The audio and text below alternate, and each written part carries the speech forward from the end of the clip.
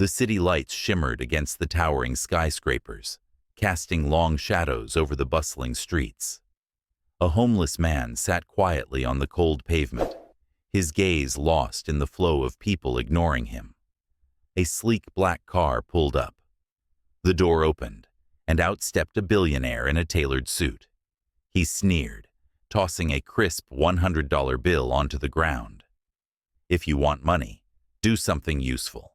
Clean my shoes." The scent of expensive cologne lingered in the crisp evening air as James Donovan adjusted the cuff of his suit, his reflection glinting off the polished black hood of his luxury car.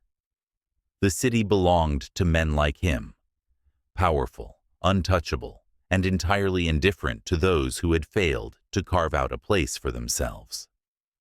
He glanced down at his Italian leather shoes, pristine, except for a faint speck of dirt near the toe. Annoyance flickered across his face. He turned his gaze to the homeless man, crouched on the sidewalk, his presence an unwelcome blemish in front of the five-star restaurant where James had just entertained a group of high-profile investors. The man was hunched over, wrapped in layers of worn fabric that barely shielded him from the biting autumn air. His face was obscured by unkempt hair and a scraggly beard, but there was something unsettlingly composed about the way he sat. Too still, too quiet, as if he weren't entirely broken. James hated that look. It defied expectation. With a smirk, he pulled a crisp $100 bill from his wallet and let it flutter to the pavement between them. "Go on," he said, voice smooth with amusement. "Prove you're not completely useless." Laughter erupted from the small group of executives still lingering by the restaurant entrance. One of them, a man with slicked-back hair and the hollow confidence of someone who had never worked for anything in his life, nudged James with his elbow. "Bet he hasn't touched a real job in years," he scoffed. Another, a woman in a designer coat, crossed her arms and tilted her head. "I mean, it's $100, she mused. "He should be thanking you." James chuckled, glancing back at the man on the ground. "So, what's it gonna be?" The homeless man didn't move at first.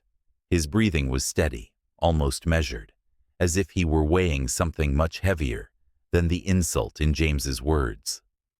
Slowly, he lifted his head.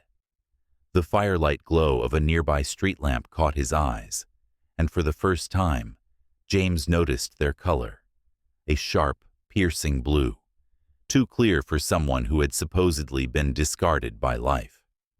Something about it unsettled him. Then, without a word, the man leaned forward, picked up the bill, and tucked it into his pocket. But he didn't stand, didn't thank James, didn't even look at the shoes in front of him. James frowned. "I said clean them." The man exhaled softly, then, with deliberate slowness, reached for a tattered rag resting beside him. He unfolded it carefully, as if he had all the time in the world, and only then did he shift his attention to James's shoes. There was no desperation in his movements, no trembling hands or rushed compliance. Instead, there was precision, almost methodical, like someone who had done this before, but not as a beggar. James felt an unfamiliar sensation crawl up the back of his neck. The laughter from the group faded into murmurs. Someone cleared their throat. The way the man moved, controlled, efficient, unbothered, felt wrong.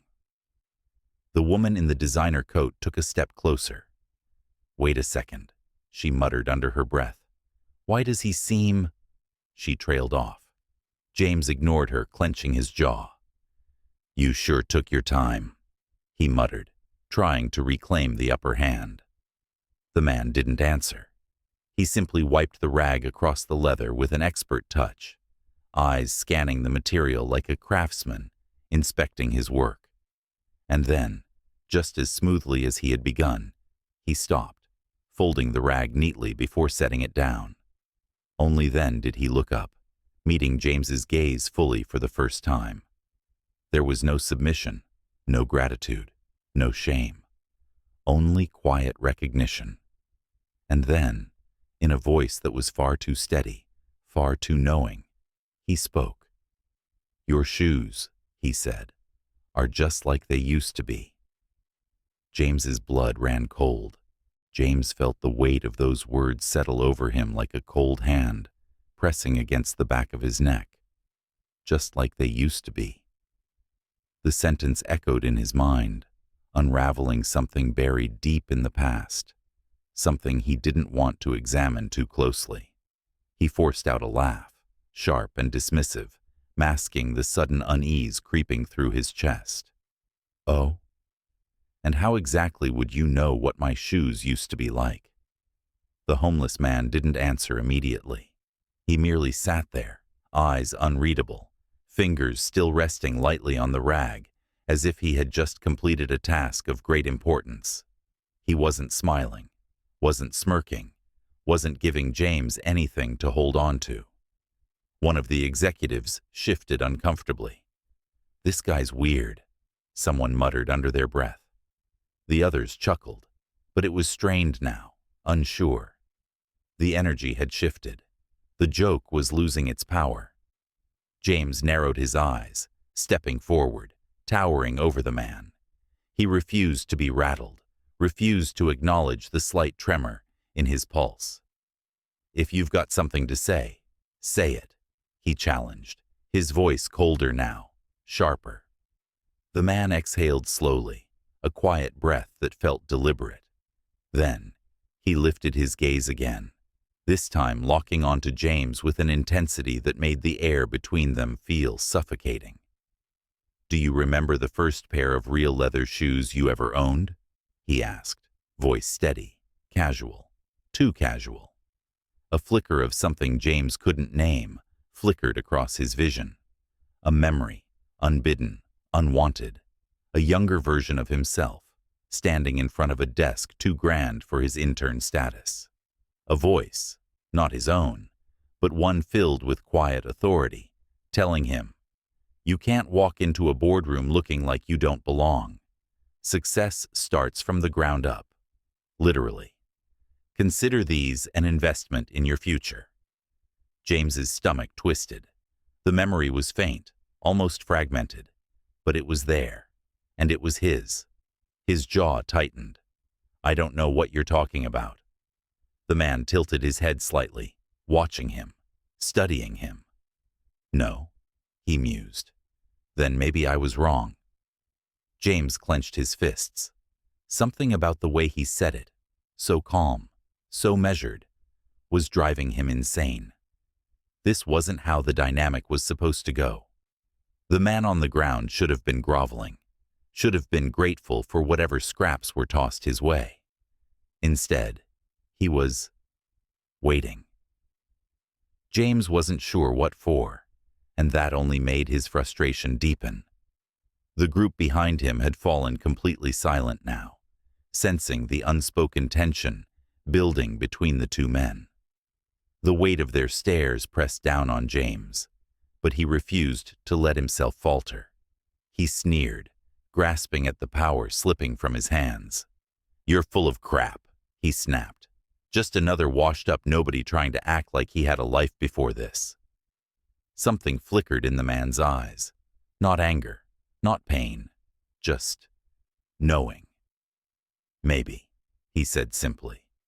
Then, with slow precision, he reached into his ragged coat pocket. Every muscle in James's body tensed. The executives behind him took a step back. One of them half joked, "He's not pulling out a knife, is he?" But the nervous chuckle that followed lacked conviction. The man pulled out a small battered object and set it carefully on the pavement between them. It was a nameplate, old, scratched, but still legible. James's breath caught in his throat. "Henry Carter, Chief Executive Officer." The silence that followed was deafening. James's pulse pounded against his temples as he stared at the name, his brain scrambling to reject what his eyes were telling him. It was impossible. No, it couldn't be. Henry Carter was gone, vanished. A ghost of the corporate world, a cautionary tale whispered in exclusive boardrooms. And yet, James's gaze snapped back to the man on the ground. The piercing blue eyes, the measured way he spoke, the impossible sense of familiarity. Henry Carter, the man who had once given James his first real opportunity in the business world. The man whose fall from grace had been as shocking as it had been brutal. And now, he was sitting on the street, unrecognizable to nearly everyone. Everyone except James.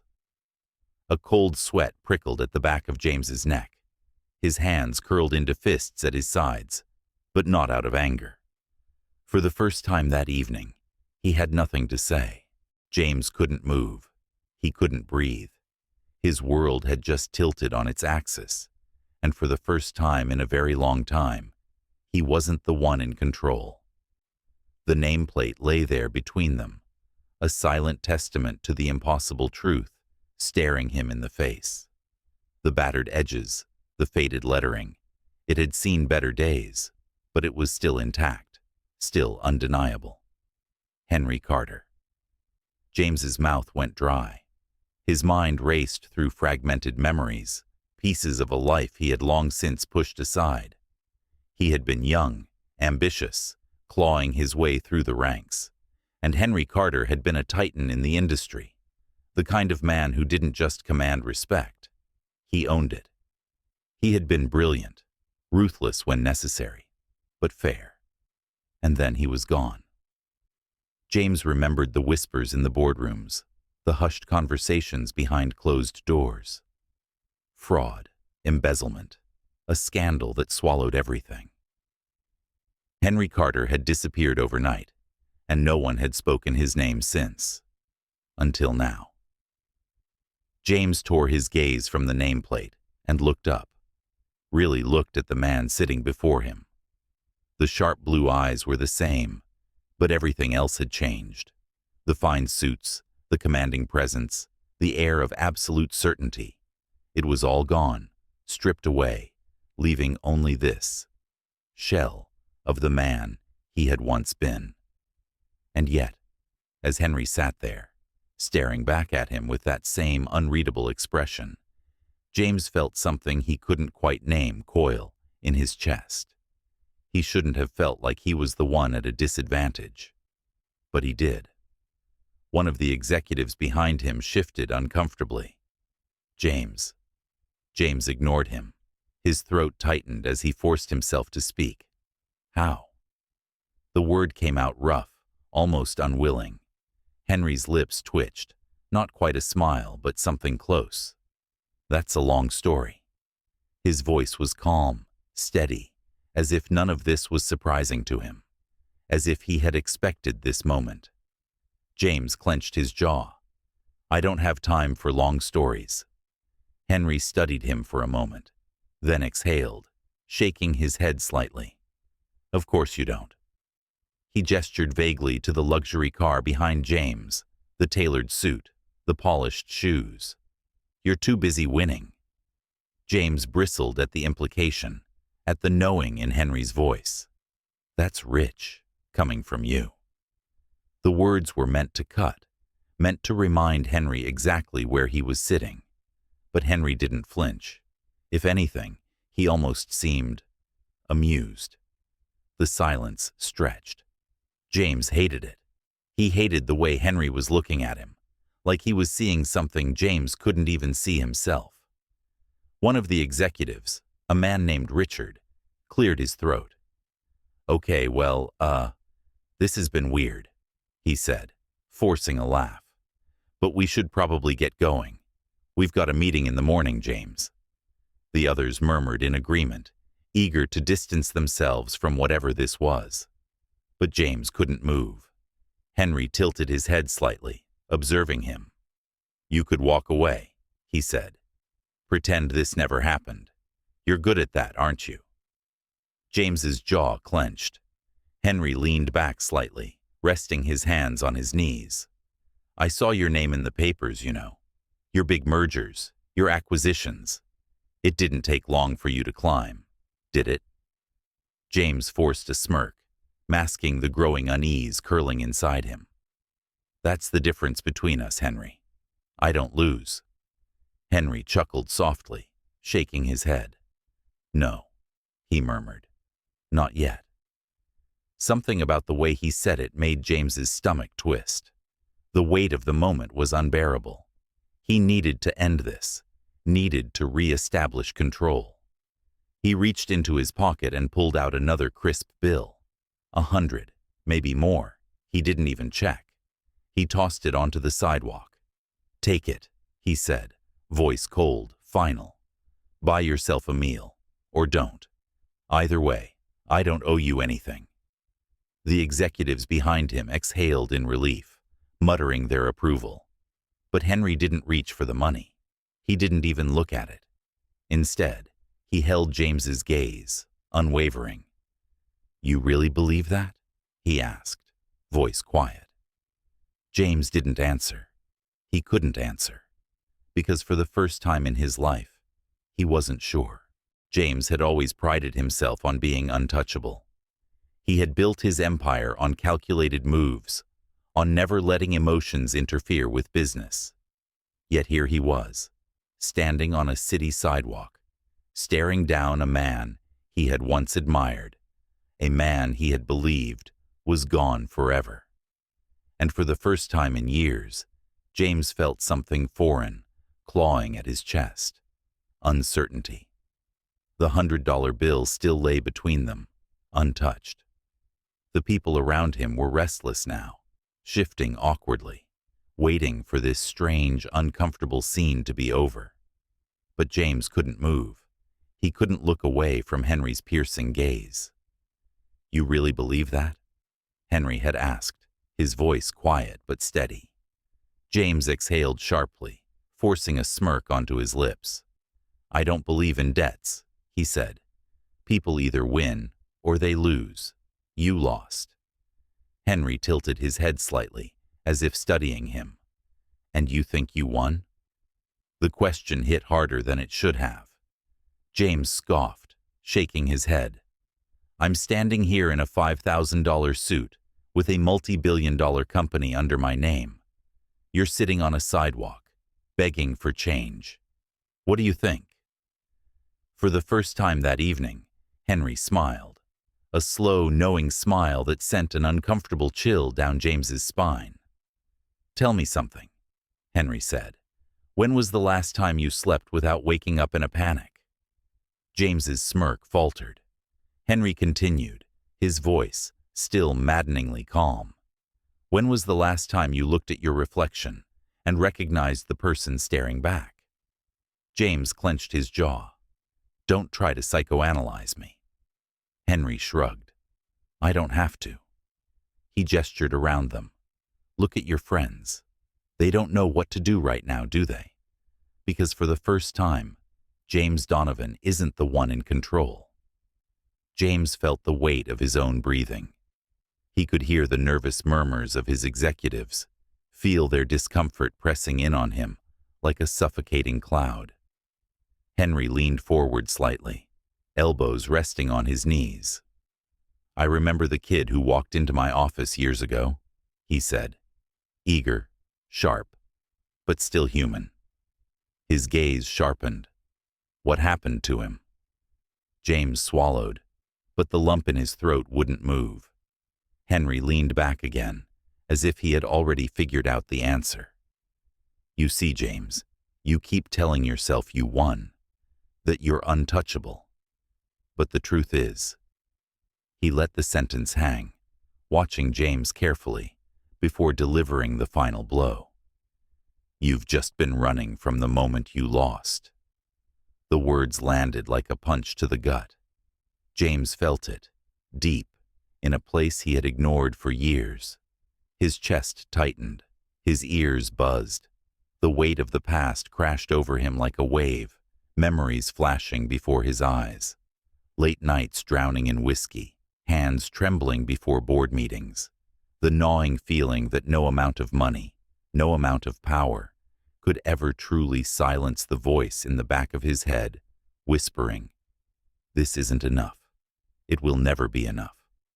And now, here sat Henry Carter, stripped of everything, and yet somehow, he wasn't the one drowning. James was. The realization was suffocating. He took a step back, then another. The air around him felt too thick, the weight of 100 unseen eyes pressing down on him. He had to leave. He had to get out of here. "Let's go," he snapped to his team, turning on his heel. The executives didn't hesitate. They had been waiting for this, eager to escape the bizarre encounter. They followed him swiftly, their murmurs fading into the night. But as James reached his car, hand gripping the door handle, something stopped him. A single thought, unshakable. He turned his head, looking back one last time. Henry hadn't moved. He still sat there, calm, composed, as if none of this had shaken him, as if James had been the only one affected. James had spent his entire life ensuring that no one ever had power over him. And yet, at that moment, as he watched the man who had once been his mentor sitting in the cold, he realized something terrifying. Henry Carter had just walked away from this conversation, the victor. And James had never felt smaller in his life. James sat in the back seat of his car, the city lights flickering past in a blur. The hum of the engine was steady, but his pulse wasn't. He gripped the armrest, his fingers tightening involuntarily. His team was silent. No jokes, no mindless chatter, just an unbearable quiet that filled the space like a heavy fog. He could feel it. The weight of the night pressing against his chest, the echo of Henry Carter's voice still ringing in his head. "You've just been running from the moment you lost." James exhaled sharply, willing himself to shake it off. It was ridiculous. He was James Donovan. He didn't lose. He built an empire out of nothing, clawed his way to the top with nothing but sheer will and ruthless ambition. And yet, as much as he tried to force the thought from his mind, the look in Henry's eyes wouldn't leave him. Calm, steady, in control. It made no sense. Henry Carter had lost everything: his fortune, his reputation, his name. He had been chewed up and spat out by the very system he once ruled. And yet somehow, he was the one who had left that encounter unshaken. James rubbed his temples, frustration boiling beneath his skin. Why did it matter? Henry was nothing now, a relic of a past that no longer held any power over him. So why did it feel like he had been the one left in the dirt? His phone buzzed beside him. He glanced at the screen. Richard. What the hell was that? James stared at the message, but didn't reply. He didn't have an answer. The car rolled to a stop in front of his penthouse. Without a word, he stepped out, barely noticing the doorman as he strode inside. The elevator doors slid shut, enclosing him in the dim, reflective space. For the first time in years, he saw himself clearly. He looked exhausted. The sharp lines of his suit did little to hide the tension in his shoulders, the hollowness in his eyes. Henry's words came back to him, cutting deeper than he wanted to admit. When was the last time you looked at your reflection and recognized the person staring back?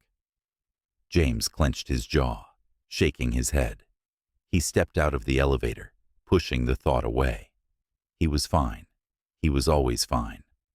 But sleep didn't come easily that night. He lay awake, staring at the ceiling of his darkened room, the city's glow casting faint shadows along the walls. His mind refused to quiet. The past bled into the present, memories of late nights in Henry's office, lessons that had once shaped him, words that had once guided him. Henry had believed in him, had given him his first real chance, and James had repaid that by pretending he never existed. The next morning, James arrived at his office earlier than usual. The city was just waking up, the streets still half empty. He sat at his desk, fingers drumming against the polished wood, his mind locked in a battle between impulse and reason. He shouldn't care. But he did. With a deep breath, he reached for his phone, scrolling through old contacts, names of CEOs, politicians, power players, people who mattered, people he had spent years aligning himself with. And then, he searched for a name that hadn't been spoken in years. Henry Carter. Nothing. No number, no trace. Henry had disappeared so completely that even James, with all his resources, had never bothered to look. His stomach twisted. He tapped his desk, thinking. He had spent his entire career moving forward, never looking back. But for the first time, he wasn't sure if moving forward had been the same as moving up. His assistant knocked at the door, breaking his thoughts. "Sir, your 9 a.m. meeting is about to start." James nodded but didn't move. His fingers hovered over his phone, an unfamiliar hesitation settling in his chest. Henry Carter had spent years being forgotten. But maybe, just maybe, James Donovan wasn't ready to forget him anymore. James sat in his office, the morning sunlight streaming through the towering glass windows. The city sprawled beneath him, a testament to everything he had built, everything he had conquered. And yet, for the first time in his life, it felt empty. His fingers tapped against the desk, his mind a storm of thoughts he couldn't silence. Henry Carter. The name had taken root, refusing to be buried like everything else James had left behind. He had spent years perfecting the art of forgetting, of moving forward without looking back. But now, looking back was all he could do. He pulled up his laptop, his fingers hovering over the keyboard before finally typing. Henry Carter, news. Articles filled the screen. Some were old, relics from the days when Henry was at the top of the corporate food chain. Others were from his downfall, allegations, scandals, headlines that painted him as a man who had lost everything overnight. James clicked through, scanning reports he had ignored back then. The accusations of fraud, the crumbling of his empire, the swift and merciless exile from the business world.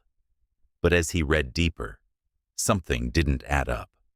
The numbers, the timeline, the people involved. His eyes narrowed. The more he read, the clearer it became. Henry Carter hadn't just lost everything. He had been set up. James leaned back in his chair, exhaling slowly. The truth was right there, hidden beneath the surface. The board members who had betrayed him, the fabricated evidence, the power play that had turned Henry from a king into a ghost. And James? He had been too busy climbing to notice, too busy winning to see the cost. A bitter taste filled his mouth. For the first time in years, he felt something other than ambition. He felt guilt. James clenched his jaw. He didn't do guilt. It was useless, a waste of time. But this wasn't just some forgotten casualty of the business world. This was Henry Carter, the man who had given him his first real chance, the man who had believed in him before anyone else had. And James had let him rot. He closed his laptop, sat still for a moment. Then, before he could talk himself out of it, he reached for his phone and dialed a number he hadn't used in years. When the voice on the other end picked up, he didn't bother with pleasantries. "Find him," James said. "I don't care what it takes." 3 weeks later, James stood in front of a modest diner on the outskirts of the city. It wasn't the kind of place billionaires found themselves. But today, James wasn't here as a billionaire. He was here as a man who owed a debt he hadn't realized he had. Inside, the scent of fresh coffee and frying bacon lingered in the air. The quiet murmur of conversation filled the small space, but James barely noticed. His eyes locked onto the man sitting at the farthest booth, a steaming cup of coffee in his hands. Henry Carter. He looked different, cleaner, more put together.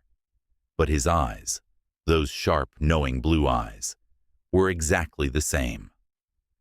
James approached slowly, his steps heavier than they had ever felt before. When he stopped at the edge of the booth, Henry didn't look surprised. If anything, he looked amused. "You found me," Henry said, setting his cup down. "Took you long enough?" James exhaled, shaking his head with a smirk that held no real arrogance. "You weren't exactly making it easy." Henry gestured to the empty seat across from him. "And yet, here you are." James hesitated for only a second before sitting down. The silence between them stretched, not uncomfortable, but heavy with unspoken things.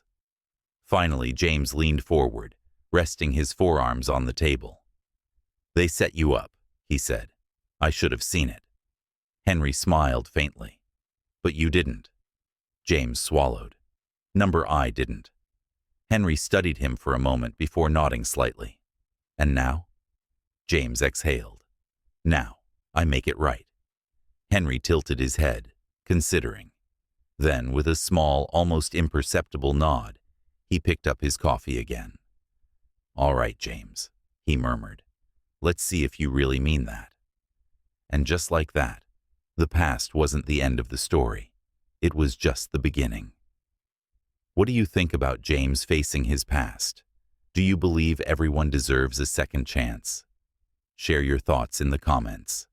If this story made you think, don't forget to like, share it with your friends, and subscribe to the channel for more powerful stories.